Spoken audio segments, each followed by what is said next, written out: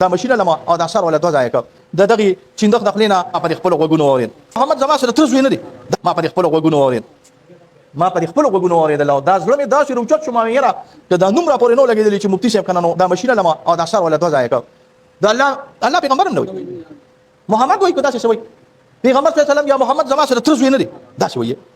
پیغمبر زما او پیغمبر زما د تر زوی نه دی یو لمحه لم پیغمبر زغونه منم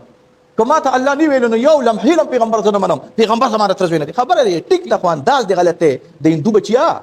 خبره دی ټیک ده خو انداز دی غلط دی ما تاسو د غلط انداز د وجنه سړی کله نه کله شي کافر شي نو دا خو یو انداز او قاعده ما تاسو ته د شپږ وجوهات د وجنه مونږ شاکر د دار اسلام د خارج غوري دا زما دا چینل ولا ځان لو چې ټول پاکستان کې شایع شي دا ولی څوک چې د الله د پیغمبر بے ادبی کوي الله تعالی شرمای غوري مونږ ولیدل با خدا دیوانه باشد با محمد خوشیار الله په دین او دنیا او شرم او زکه د الله د پیغمبر متعلق الفاظ بد استعمالول د اولیاء الله د علما یره داس یو طائفه نو راغلی چې د دغه چیندخ دخلینا دغه شوی وا پاتې شوی وا ټول بس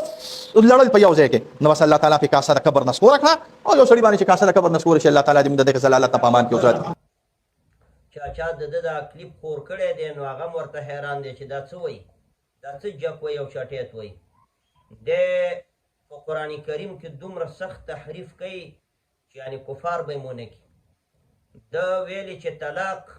که د سړي د خولې نه غلطۍ سره یا سهون او خطأ وځي طلاق نه واقع کېږي تر څو چې د زړه نه په قصد سره او په اراده نه ویلي او آیاتونه چې کوم پیش کوي نو آیاتونه د قسم باره کې چې کوم راغلي هغه پیش کوي په دې آیاتونو کې د طلاق هیڅ ذکر نشته ګورئ یو ځای کې الله رب العزت فرمایي لا یؤاخذکم الله باللغو فی ایمانکم الله تاسې نه رانیسي په لغو قسمونو فی ایمانکم دې دا آیات ویلی ایمان جمع د یمین ده دس خو یې نه دي ویلي چې فی اللغو فی طلاقکم په طلاق کې په لغو په خطا باندې نه رانیسي طلاق په خطایي سره واقع کېږي هلته یې باللغو فی ایمانکم ویل یعنې که سړي نه قسم په سهون او خطأ اسې بعضې وخت سړی وایي والله او زما دې په خدای قسمي دغسې الفاظ دې وځي نو الله تاسو نه رانیسي ولکن یؤاخذکم بما کسبت قلوبکم او په سورة المائده کې الله وایي ولکن یؤاخذکم بما عقدتم الایمان دې نه د قسم مسله مراد ده دلته خو ښکاره ویلی ایمان جمع د یمین ده دا خو ته طلاق نه دی ویلی چې باللغو فی طلاقکم دا څومره زیات تحریف کوي په قرآن کریم کې دا بې عقله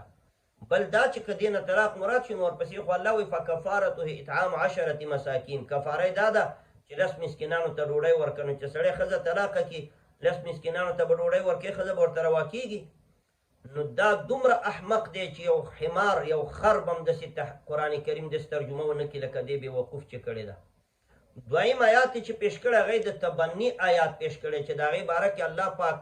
د تبني احکام ذکر کړي تبني دې ته وایي چې یو سړي به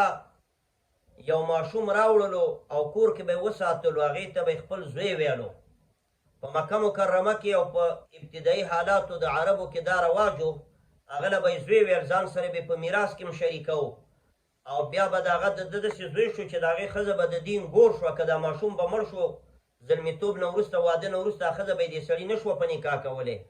نو الله رب العزت په دې باندې رد وکړو په دې کې صورت احزاب نازل کړو په دې ځای کې خو د طلاق د سره ذکر نشته نو الله رب العزت په دې کې فرمایي ګوره دا صورت احزاب دې ما راړولی دی دې کې الله پاک فرمایي ولیس علیکم جناح فیما اخطأتم به په تاسو باندې هېڅ ګناه نشته که خطا شئ یعنې مخکې الله دا ویلي چې پردي بچي له به زویه نه وی بلکې وروره به ورته وی ګوره مخکې نه آیات داسې دی او بیا د دې رزیل هغه تحریف درته ښیم الله وایي ادعوهم لآبائهم دې خلکو ته دې ماشومانو ته د پلارانو په نوم غږ کوئ بچی ورته مه وایي چې دا زما بچی دی پلار یې ښایي چې د هغې بچی دی هو اقسط عند الله دا خبره ډېره د انصاف ده د الله په نیز فإن لم تعلموا آباءهم که تاسې پلاران نه پېژنئ فإخوانکم فی الدین دا ماشومان ستاسې ورونه دي په دین کې و موالیکم او ستاسې دوستان دي اوس که یو سړي نه خطا کې یو پردي بچي له وځي چې دا زما بچی دی نو الله وایي ولیس علیکم جناح فیما اخطأتم به په تاسو باندې هېڅ ګناه نشته که خطا شئ که خطایي کې درنه پردي ماشوم له د بچي هغه اطلاق پې وشو او دا تعبیر درنه وشو چې دا زما بچی دی نو څه ګناه نشته په خطایي کې ولکن ما تعمدت قلوبکم لیکن ګناه په دې کې ده چې د زړه نه یې خپل بچی وګڼي نو دا راغلی دی وایي ولیس علیکم جناح فیما اخطأتم به طلاق چې په خطا ورکړي ګناه پکې نشته داسې بېوقوف انسان دی دا خو بېوقوف دی هغه ناس خلک ورته څه بې وقوف خلک دي چې د خبرې اوري او پې باندې اعتماد کوي. دی خو په قرآن کریم کې صریحي تحریف کوي.